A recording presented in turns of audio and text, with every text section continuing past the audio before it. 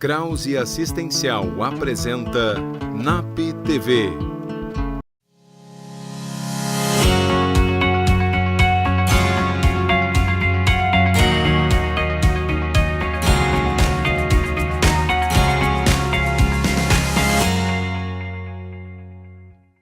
Olá!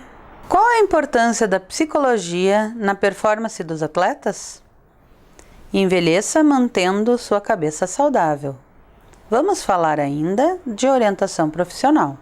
Olá, eu sou a Aline Krause, psicóloga diretora do NAP. Você está assistindo NAP TV. A Copa do Mundo está começando. Vamos ouvir a psicóloga Jussara Ramos sobre a importância da psicologia esportiva na performance dos atletas. Acompanhe a matéria. Tu imagina um atleta onde ele tem que estar completamente voltado naquele momento para um resultado. Tem a pressão do público, tem a pressão muitas vezes familiar, que às vezes mais atrapalha do que realmente ajuda a construir. E a pressão dele próprio como atleta, né? Então, para atingir um determinado objetivo. Se ele não estiver com todas estas questões, pelo menos sabendo que estão nele e que estão sendo resolvidas e que estão sendo programadas de uma forma que ele possa driblar com algumas questões que ali naquele momento não podem estar atrapalhando, fica muito difícil para ele. Então, não vejo mais a psicologia do esporte como um diferencial, e sim como uma necessidade. O brasileiro é fleumático, é apaixonado, e essa emoção, muitas vezes, ela entra em cena, entra em campo, junto com o atleta. E é aí que a psicologia do esporte tem também, né, não só nas questões técnicas, como pessoais e táticas, né, ela tem um papel muito importante. Todo esporte tem as suas regras. Existe essa regra no futebol. A partir que eu vou ser um atleta do futebol, que eu vou ser um jogador, eu tenho que estar preparado para essa situação também. Não é uma situação inusitada, é uma situação que pode acontecer em qualquer jogo. E é nesse momento que eu penso na importância do atleta estar completamente dentro daquele esporte, gostar daquilo que ele faz e acreditar no que ele está fazendo. Porque se surge uma situação dessas no meio do jogo, bom, ele está preparado para que isso aconteça. Ele vai bater um pênalti, ele pode acertar ou ele pode errar. Ele treinou para acertar. Se ele conseguir que a emoção, que a sensibilidade dele, não a sensibilidade fisiológica na questão do sentir a bola, perceber o jogo, perceber o espaço, mas se a sensibilidade lá da emoção dele interferir nesse momento, aí ele vai estar tendendo mais para a trave do que para o gol em si.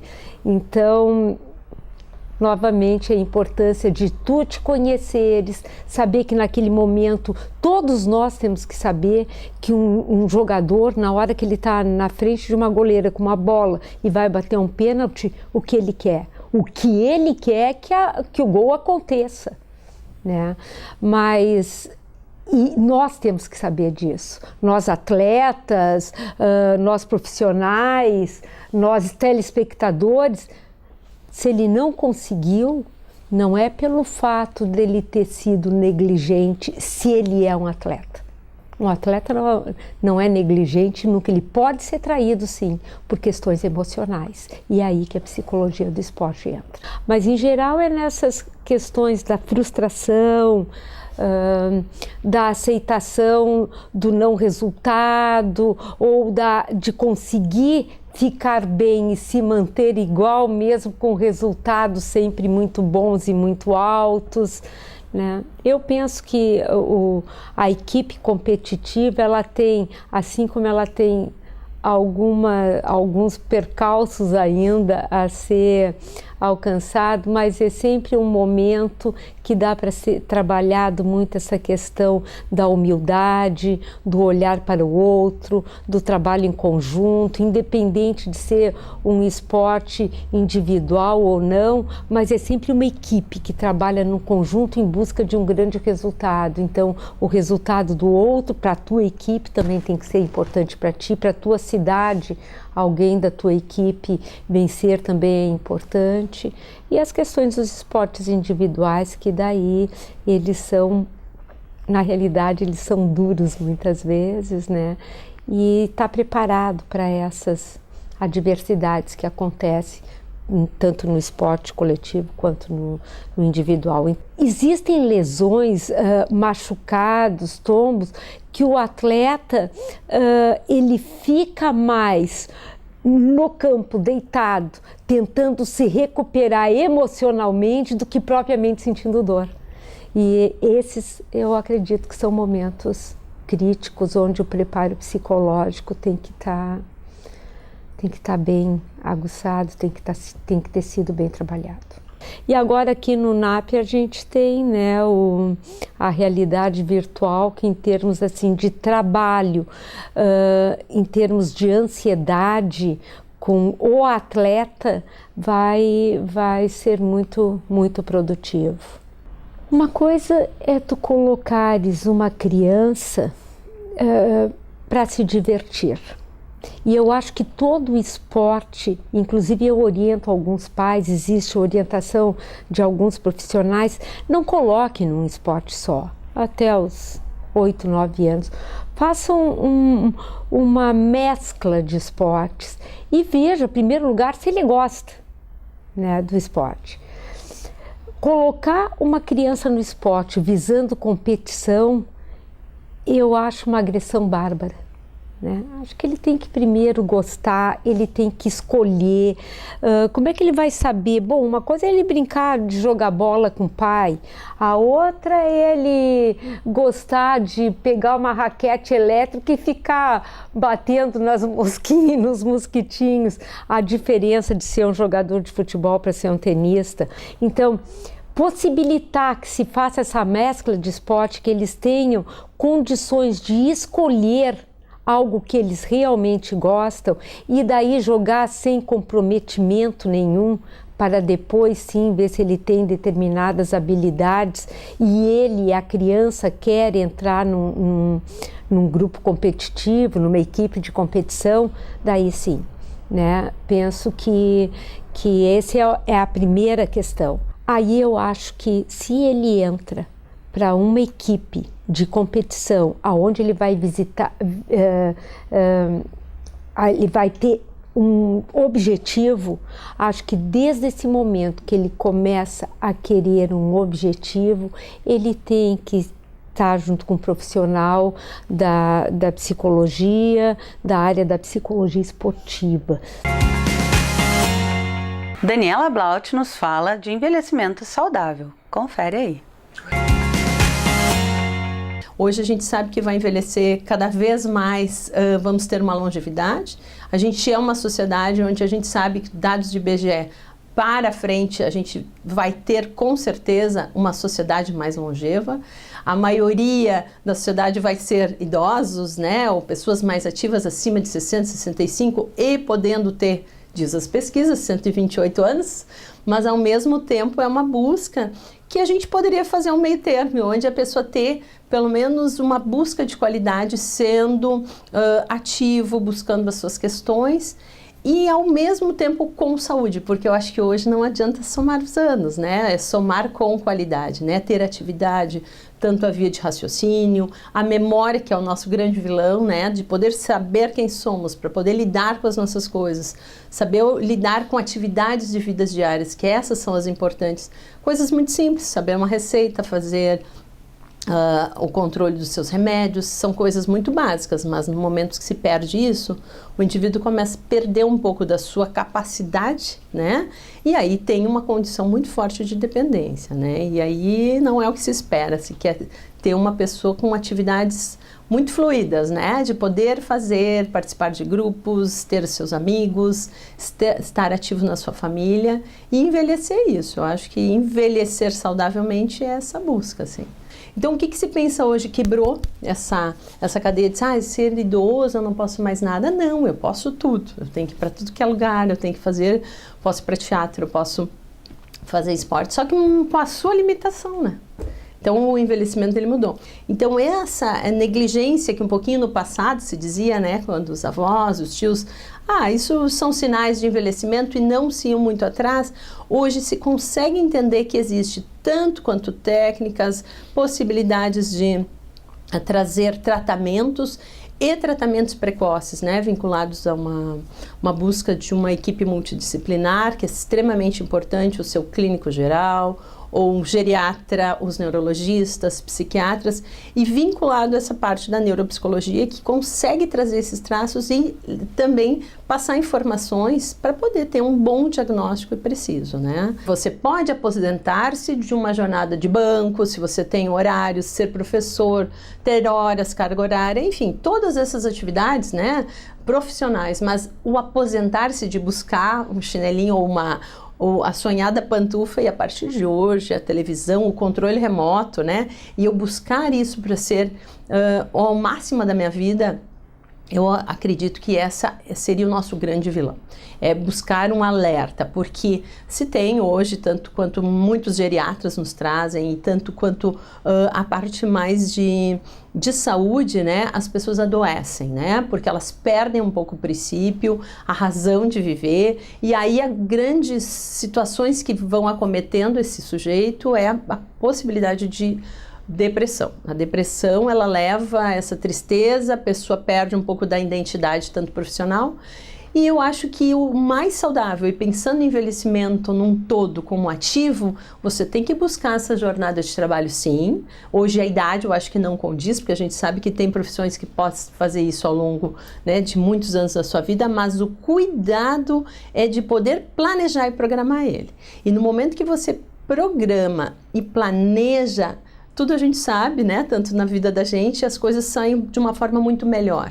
Então, essas questões mais rompantes, que você vai lá e do dia para a noite se aposenta e a busca da tão sonhada aposentadoria, ela pode ser um problema muito sério, onde a pessoa pode estar dentro de um vazio, né? E começa a não ter mais seus horários, muda a sua rotina e, acima de tudo, as amizades também, né? E aí você vai procurando algumas questões e no momento que não tem um certo planejamento, isso pode dar um problema, assim, né? Então é um alerta, é o cuidado. E no momento que tu traz, né, que a partir de uma viuvez, né, e pensando num processo de envelhecer, né, às vezes amigos também, vai perdendo amigos ao longo do tempo, ou pessoas de trabalho, a tendência, e eu acho que é uma condição até de proteção, a pessoa buscar um processo mais individual, onde é o meu lugar que eu me sinto melhor, a minha casa eu me sinto mais protegida, mas isso tem um efeito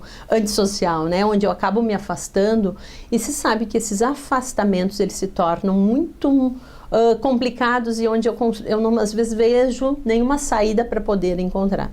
Então, eu acho que sim, hoje existem vários projetos, tanto quanto culturais, a condição de esportes, né?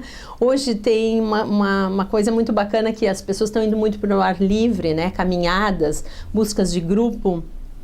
Eu diria assim, sair da zona de conforto é necessário. Seria, assim, fundamental para você poder buscar pessoas novas, né, e buscar a relação da autoestima, poder me arrumar, poder sair, que isso faz as pessoas estar num meio social. Então eu deixo um convite, onde é o primeiro momento que nós estamos falando referente ao envelhecimento saudável, e acredito que a partir deste mundo que a gente entende bem contemporâneo, o envelhecimento muda muito pelo protótipo, tanto âmbito social, biológico. E então eu gostaria sim de convidá-los que cada vez mais a gente pudesse pensar sobre esse tema, porque esse tema é extremamente contemporâneo, porque as pessoas estão vivendo diferentes, né?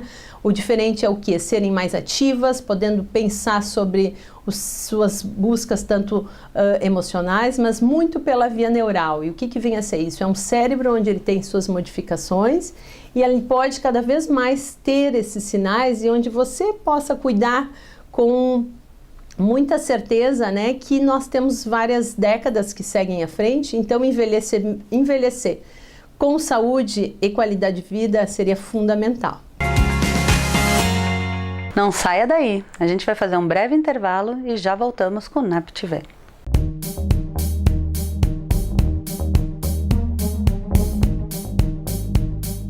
Falando um pouquinho sobre o NAP de Novo Hamburgo, de fato eu não conhecia o NAP, passei a conhecer a partir do ano passado, né, em 2017, início de 2017.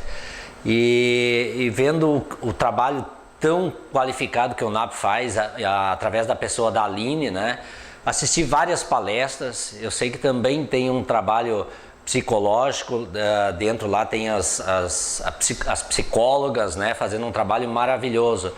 Mas dentre um desses trabalhos eu fiquei muito fascinado, muito assim, vendo quanto que é bom o trabalho do NAP.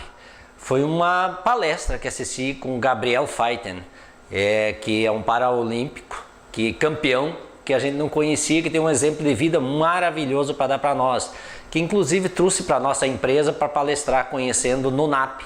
Então o NAP tem um trabalho que a sociedade deveria conhecer, deveria apoiar mais, porque vale a pena, porque realmente é qualificado e de ajuda à sociedade para ter uma sociedade melhor em Novo Hamburgo, né? E eu acho que é isso, né?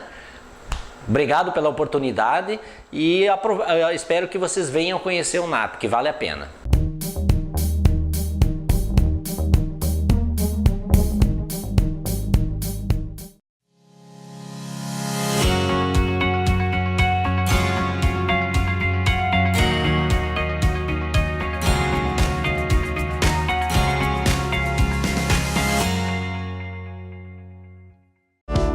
Exatos, uma empresa com os olhos voltados para o futuro, onde solidez e inovação caminham lado a lado, oferecendo através dos serviços contábeis os instrumentos necessários para a administração e a tomada de decisões estratégicas. Em constante evolução, com agilidade, transparência e respeito ao cliente, a Exatos atua em um amplo portfólio de serviços de gestão, formada por profissionais com vasta experiência nas áreas empresarial, contábil, fiscal, tributária e trabalhista. É comprometida com a ética e a evolução do seu negócio e motivada pela excelência. Engajada em diversos programas de qualidade, a Exatos mantém como filosofia a parceria no dia a dia com as empresas, não se restringindo apenas a cumprir burocraticamente os trâmites da contabilidade convencional, mas sim buscar a atualização constante e os melhores métodos para o crescimento eficiente e econômico dos seus clientes.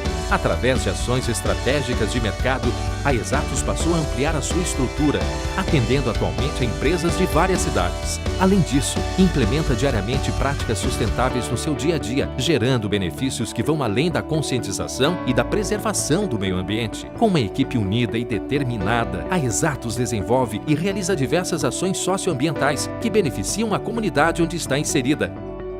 Conheça a Exatos e saiba tudo o que ela pode fazer por sua empresa.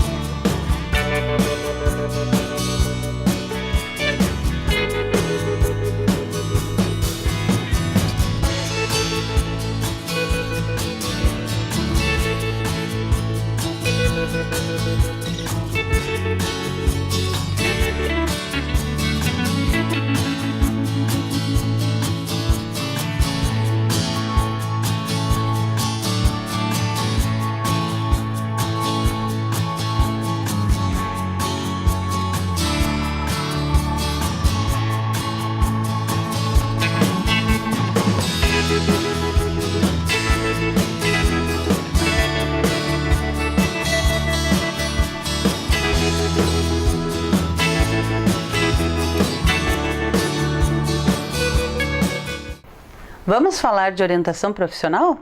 Quem vai falar com a gente é a psicóloga Jossandra Silva. A orientação profissional, ela pode ser feita desde adolescentes, e a gente geralmente começa a fazer a partir do ensino médio, né?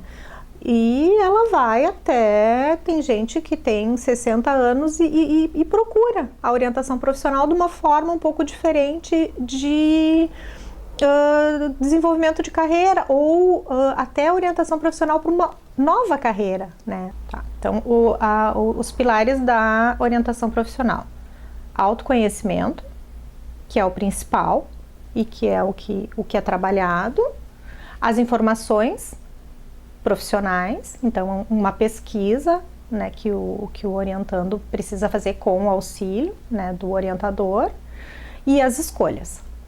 Daí, a partir dessa pesquisa, direcionar as escolhas que são feitas. O projeto da orientação profissional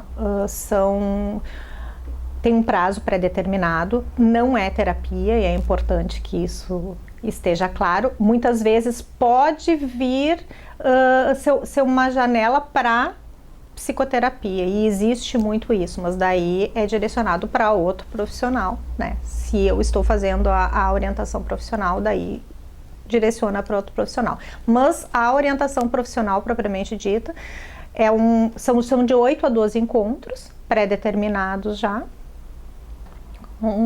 Esses encontros são semanais, né, com a duração de 45 minutos a 1 hora, onde vão ser trabalhados, então, além de uma entrevista bem minuciosa com o orientando, né, estratégias de autoconhecimento, né, e técnicas também. A gente trabalha com alguns instrumentos de avaliação também, sempre lembrando que um teste não sozinho, um instrumento sozinho não é parâmetro para nada, né? Tu precisa ter vários instrumentos que possam chegar a uma conclusão. As profissões, elas estão em constante transformação, elas se excluem, elas se transformam, existem novos cargos, se tu for pensar, né?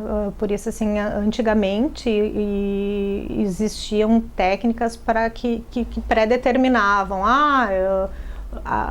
direito, engenharia, e isso é uma coisa que não se usa mais, né? Porque tu não tem como determinar isso, justamente por essa transformação que existe. Vamos falar um pouco de juventude, né? Os adolescentes, que agora também a gente não está mais sabendo muito até que fase vai, né? Até que idade vai. Existem pesquisas que estão direcionando para 24 anos a adolescência, né? Mas a gente vê, assim, muita informação.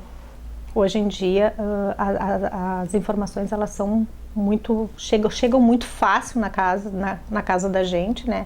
Então é um bombardeio de informações, mas ao mesmo tempo sem muito foco, né? Então eles pensam, é tudo muito superficial, eu vejo isso. Tenho observado em alguns pacientes, assim, tudo muito superficial, assim, eu quero fazer tal coisa porque a minha família segue, a minha família muitas vezes ainda existe, a minha família é de uma família de advogados, então eu preciso fazer direito, ou então os meus amigos, é a profissão da moda, que também daí existe a influência dos amigos, né? E não pensam muito, assim, no que realmente, até porque são muito novos, né? A gente vê, assim, que eles ainda não têm uma maturidade para escolher, e não que precise ter nessa idade uma maturidade para escolher uma profissão, né? E não que precise também, porque tu escolheu uma profissão, tu tem que seguir essa profissão para o resto da tua vida. Não pode se pensar nessa obrigatoriedade, mas precisa se pensar no que se quer fazer, né? Porque no momento que tu escolhe alguma coisa, tu tá automaticamente abrindo mão de outra, né? Então, como é importante refletir e pensar em se tomar uma decisão. Se for pensar, é quase que uma tríade, né? O trabalho dos sonhos. Então, a gente pode visualizar 3 círculos, né? O que tu ama fazer, o que tu faz bem e o quanto tu vai ganhar, né, para viver. O meio ali é o trabalho dos teus sonhos. Então é um pouco de cada um, né? O ideal seria isso, né? Acredito que sim, que as pessoas nascem com aptidões, mas que elas também podem desenvolver aptidões. Não significa que tu não nasça com a aptidão das exatas, digamos assim, que tu não vá desenvolver essa aptidão. E agora com vocês, Jurema Responde.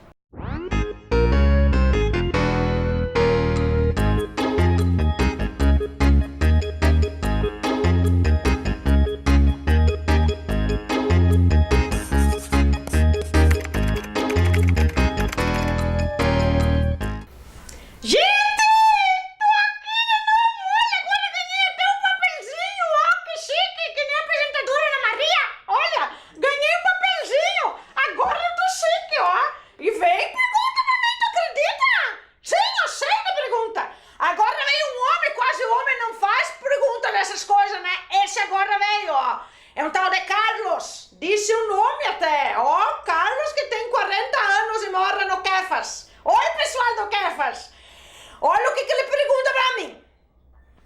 Tenho problemas de baixa estima. Baixa estima. Sabe o que é baixa estima? Não baixa estatura, não é nada de baixa desse tipo. Baixa estima é assim, ó. Minha filha psicóloga, aquela que vocês viram falando comigo, querida, é ela. Ela me disse que é assim, ó.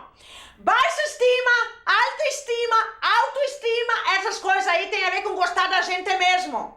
Então, quando a pessoa tem baixa estima, que a pessoa não vai muito com a cara dela, não gosta muito assim dela mesma, não confia nas coisas que ela faz. Tipo o Carlos aqui, ó. Sou inseguro e muito envergonhado, não consigo conversar com mulheres. Carlos, esse é um problema, né? É difícil. Estou gostando de uma colega, mas não consigo dizer isso pra ela. Toda vez que conversamos, eu penso em falar, mas começo a ficar nervosa e minhas mãos tremem, meu coração bate muito forte e as palavras não saem. Tá feio, Carlos?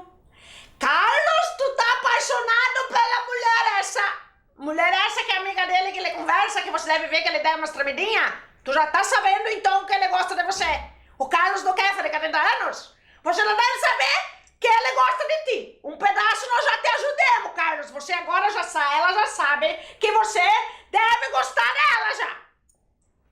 Jurema, me ajuda. Vou tentar, né? Vamos ver. O que eu posso fazer para vencer essa timidez? Carlos, o problema não é fácil quando a pessoa tem timidez e tem dificuldade de falar as coisas. Não é fácil mesmo. Mas assim, ó. Primeiro, uma coisa que a gente sempre tem que pensar é assim. Quando quer fazer uma coisa, essa coisa, esse não, tu já tem. Ela não vai. Se ela disser que não, tu já sabe. Tu já tá acostumada a não ter ela. Agora, se ela disser sim, você vai ficar mais nervoso ainda. Então já tá sabendo, você vai ficar mais nervoso ainda. Essa moça que você gosta, você pode fazer o que eu já disse no outro programa, que é escrever. Você pode escrever pra ela um e-mail, um WhatsApp, até uma cartinha dessas bonitinhas dizendo o que você sente. Às vezes você tá perdendo tempo não falando. Vai ver que até ela gosta de você. Porque você diz que conversa com ela. Às vezes conversam. Então, se ela já tem a bola pra conversar de qualquer coisa, então pode ser até que ela também sinta alguma coisinha pra você. Você é bonito, Carlos? Apresentadinho assim? Se arruma, né, daí também. Fica mais ou menos bonitinho, assim. Te cuida. Que quem tem baixa estima não se cuida às vezes, né? Então vai lá, dá uma cortadinha no cabelo. Não sei se tem cabelo comprido, curto, não sei, né? As pessoas não mandam foto junto. Podiam mandar foto, que facilitava. Aí você dá uma ajeitadinha em você, te organiza, te bonitinho, perfuminho, banho, sabe? Banho a gente toma todo dia. Toma um banhinho, fica bem cheirosinho, faz uma barbinha, arruma os cabelinhos, bota uma roupinha bem bonitinha e vai falar com ela, porque também é assim, ó. Uma coisa que ajuda na baixa estima é você ficar bonito por fora também. Não só por dentro. A gente tem que também se ajeitar, se gostar, se deixar bonitinho. Boa sorte, Carlos. Depois tu me conta como é que foi para eu saber o resultado. Tchau!